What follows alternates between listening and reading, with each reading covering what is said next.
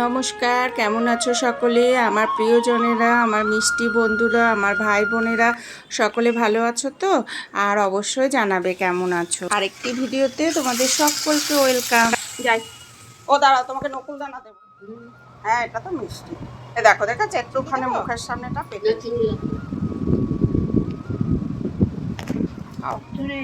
কিচ্ছু নেই কি ঘরে খাবে কি তাহলে? তারপরে উনি ওটাকে ওকে দে দুটো মিষ্টি হবে না। ওর মিষ্টি লাগে না, ওর মুখ এমনি মিষ্টি। না না না না না সবাই তো থাকবে, তুমি থাকলেই হলো। কাল থেকেই বড্ড শরীরটা খারাপ, ওঠার কোনো ক্ষমতা নেই। তাও কোনো রকমের রান্নাবাড়ি করেছি। মায়ের মন তো, মা ঠিক উঠে এসেছে, তাই বললাম তুমি গিয়ে বসো, আমি খাবার বাড়ছি। আর কোনো রকমেই রান্না করেছি বন্ধুরা আজ, তাই ভিডিওটা কতদূর টানতে পারবো ঠিক বলতে পারছি না। নেক্সট ডে সেদিন আর আসতেই পারিনি, তোমাদের বললাম, দেখলেই তো শুয়ে আছো। তা আজকে হবে ছোট ছোট মাছ চচ্চড়ি, বাড়ি থেকেই নেওয়া হয়েছে। তা ওগুলো দেখো না, ধুতে হবে গো। আমাদের সুমিত্রা দিয়ে আর আসে না গো বন্ধুরা। আসে না মানে ও শ্বশুর মারা গেছে বললাম না, আর এইদিকে হবে সকালবেলা ব্রেকফাস্ট। তাই মাকে বললাম তোমার আর আসতে হবে না, এইদিকে আমি করে ফেলছি। কিন্তু মায়ের মন তো কিছুতেই আমাকে দিতে চাইছিল না গো। মাই বোঝে তাই না তার সন্তানের দুঃখ, আর কেউ বুঝবে না এই পৃথিবীতে। আর দেখো কি সুন্দর মাছ। আর আমি কি করেছি জানো, মা রুটি করছে আর সেই চুপি চুপি কখন মাছগুলো নিয়ে চলে গেছে মাছ ধুতে। আমি বললাম আমি রুটি না, আমার আসলে শরীরই চলছে না, বাড়িতে থাকলে হয়তো উঠতাম না, কিন্তু মায়ের কষ্ট দেখে এখানে উঠতেই হয়। আর আমার হয়ে গেল রুটি। মাছটুকু আমি ধুতে পারছি, আঁশ ফাঁস নেই তো? আজ ছিল ভর্তি আঁশ। দে দে একটু লবণ মাছ মা দেখো ধুয়ে নিয়ে এলো, পারে মানে? পারি না, পারতেই হবে। তোমার রুটি ধুয়ে দিয়েছে, হাতে সাবান দাও, খেয়ে নাও। তাহলে আমরা দুজন খেয়ে নিই। আমি এখানে একটু পোস্তটা ততক্ষণ বসিয়ে দিই। না না আর খেয়ে নে। এখানে মুছতে হবে, ওকে দিয়ে মোছা পড়ছে তাকটা। হ্যাঁ বেশি একটু দেবো? না না না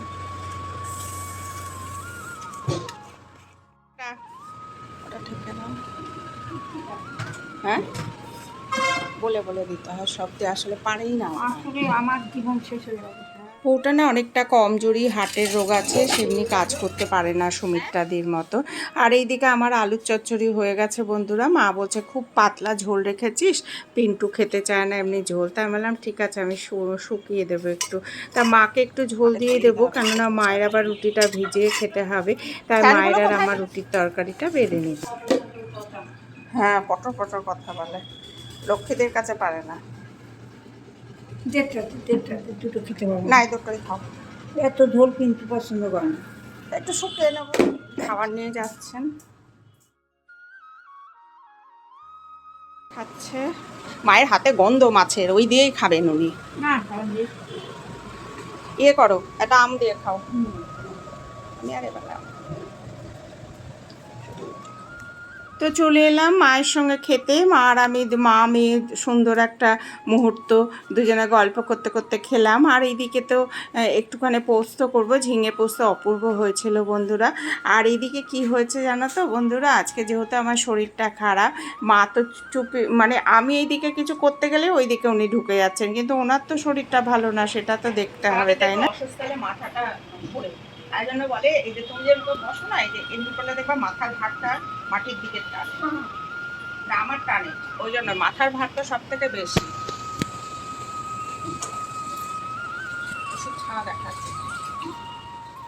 মেয়েদের জীবনটা বড়ই অদ্ভুত।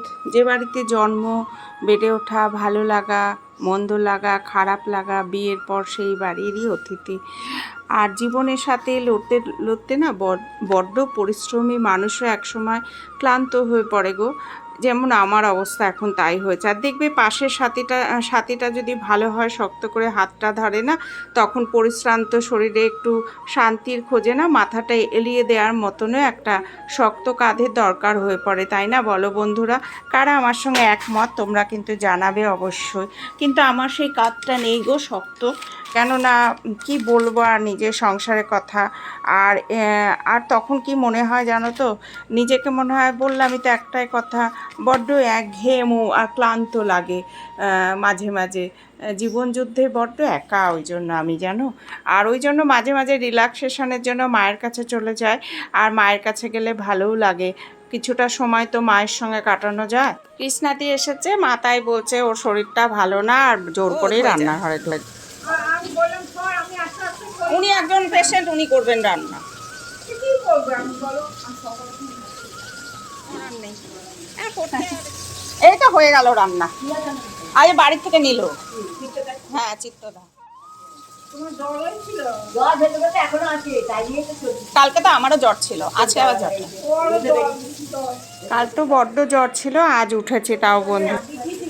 হ্যাঁ হ্যাঁ পেঁয়াজ নেবো, আদা নেবো, রসুন নেবো। এনেছো সব বাসন? ওখানে জলটা ঢেলে দিয়েছো মাসি? আচ্ছা, ভালো। এই টাকা দেবো, আচ্ছা। ওই টাকা আসছি। যাও। ওটা আমি দিই। কালকে টাকা হবে। আবার রুটি খেলে করে দিতো না তো? না। যদি ভিডিওটা ভালো লেগে থাকে একটা লাইক করে দিতে ভুলো না। আর যদি চাও একটা সাবস্ক্রাইব করে আমার পাশে থেকে যেও মিষ্টি বন্ধু হয়ে।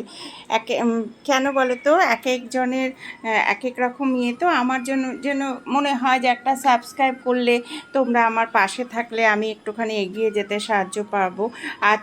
আর এই দুর্গম পথটাও তাহলে পেরোতে পারবো। আর তোমাদের হেল্প ছাড়া আমার এই পথটা পেরোনো মুশকিল। তাই তোমাদের সাবস্ক্রাইব করাটা আমার খুব জরুরি। আর সাথে যেমনি তোমরা আমাকে কমেন্ট করছো, এমনি করে কমেন্ট করো। একটা কমেন্ট বলি তো আমার সামনে পাথেও, আর অনুপ্রেরণাও পাই। একটা কমেন্ট করলে ভালো লাগে। আর অবশ্যই কিন্তু একটা লাইক করে দিও। একটা লাইক করলে পরবর্তী বন্ধুরা আমার এই ভিডিওটাও দেখতে পাবে। তাই তোমাদের আশা করে থাকি তোমরা আমাকে লাইক করে দেবে। আর জানো তো বন্ধুরা, হাতে সাবান দাও, হাতে সাবান দাও, দিলাম। আস্তে গন্ধ করবে। না না দিয়ে। ভালো করে হাতে সাবান দাও, নিজেই খেতে পারবে না। জানো তো বন্ধুরা, আমি রান্না করতে খুব ভালোবাসি গো। আমার পরিবারে তেমন রান্না হয় না, তাই মায়ের বাড়ি গেলে আমি মাকে রান্নাঘরে একেবারে ঢুকতে দিই না। আমার ভালো লাগে। আমার বোনের বর, আমরা সবাই মিলে গেলেও আমার বোনও করে তা নয়, কিন্তু আমি বোনের রান্না তো খুবই সুন্দর, আমার মেয়েও খুব ভালোবাসে। আর এইদিকে দেখো, তোমাদের সঙ্গে গল্প করতে করতে মাছ চচ্চড়ি হয়ে গেল। এটা পোনা মাছ আর বাটা মাছের ঝোল আজকে নিয়েছে বাড়ি থেকে মা। আর কি বলো তো বন্ধুরা, রান্না করতে আমি ভালোবাসি বলে আমি মাকে বলি, মা তুমি রেস্ট। সবগুলো এই এটো কালকে দুটো বের করে দিত। না না আমি দিচ্ছি। আরে কথা বলে শোনে না। আমি পারি, আমি জানি।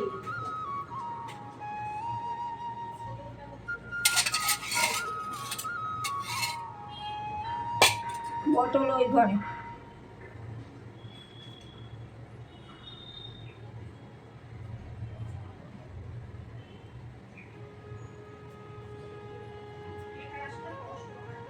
হ্যাঁ তুই যা তো এখান থেকে যা, আমি বলছি যা। বেশি বকে। তুই যাও উঠে। ওই বাটিটা ধরে বসালেই তো হতো, এটা নামিয়ে দিলাম। কোনটা? এটা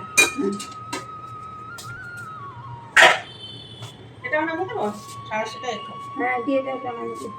আরেকটা আরেকটা কই? উপরে আছে, দাও এখানে। একেবারে স্নান টান করে চলে এসেছে, এবার খাওয়ার বাড়তে দেখো। কেননা মা থালা ধুয়ে নিয়ে এসেছে অলরেডি। আসলে আমার তো শরীরটা ভালো না তোমাদের বলছি, কিন্তু মাকে একটু বেড়ে দিতে ভালোই লাগে। মায়ের এখন যেই বয়সটা এসেছে, ওনার এখন রেস্ট করারই বয়স, কিন্তু ভাগ্যে নেই তার ছেলের বয়স সুখ। আর সত্যি কষ্ট লাগে, মানুষটা অসহায়ের মতনই বসে থাকে। ভাতটা বেড়ে দিলে একটু খুশি হয়। তাই আমি যতটা পারি মাকে ভাতটা বেড়ে সামনেই দেওয়ার চেষ্টা করি। আর এর থেকে ভালো কাজ তো আর পৃথিবীতে আমার মনে হয় দ্বিতীয়টা আর হয় না, তাই না বন্ধুরা? আমার সঙ্গে কে একমত? মুখ হলো মানুষের মনের আয়না, শরীর খারাপ হলে দেখবে চোখে মুখেই ফুটে ওঠে। যেহেতু টিভি চলছে, কোনো ভয়েস দিতে পারলাম না, ভয়েস ওভার করে দিলাম, কেননা তাহলে কপিরাইট চলে আসবে। আর মাকে দিয়ে দিলাম ভাত বেড়ে, মা যেহেতু মাছের কাটা বেছে খাবে তাই জন্য বড় লাইটটাও জ্বালিয়ে দিলাম। আর চলো তাহলে আমরা মা মেয়ে খাওয়া দাওয়া করি, সুখ দুঃখের গল্প করি। আর মায়ের সঙ্গে খেতে সত্যি ভালো লাগে। আর মা জানো তো, যেই বলেছি চলে যাব মায়েরও মনটা খারাপ। আর এই সব চিন্তা করেই আমারও শরীরটা খারাপ হয়, মায়ের কথা চিন্তা করে। মায়ের কাছে থাকলে মা খুব আনন্দ পায়, মা ভালো থাকে। মা তাই বলছিল কৃষ্ণাদিকে কালকে আমার মেয়ে চলে যাবে আবার সেই আমার একা একা রান্নাবাড়ি। আসলে রান্নাবাড়ির থেকেও মা বড্ড একা, আমার মতনই আমার মাও একা জানো তো। মায়ের কাছে থাকতে তো আমি খুবই ভালোবাসি, বাবার কাছেও এমনি চলে আসতাম। কিন্তু আমার মেয়ে সত্যি ভালো গো, কিছু বলে না, ও যতটা পারে মানে মানিয়ে নেয়। একটু ডাল শুকনো করা হয়েছে কালকে, তাই মা বলছে তুই খাস না, তোর গ্যাস অম্বল। আমি বললাম না না খাবো না, কেননা আমি নিজেও বুঝতে পারছি তো শরীরটা বড্ড বেগরবাই করছে। আর বন্ধুরা অবশ্যই কিন্তু মিষ্টি মিষ্টি বন্ধু আমার পাশে থাকার জন্য আমাকে তোমাদের সাবস্ক্রাইব করে দিতে হবে। আর তোমরা আমাকে না সাবস্ক্রাইব করলে এই দুর্গম পথটা আমি পেরোতে পারবো না। তোমাদের বারবারই বললাম। আর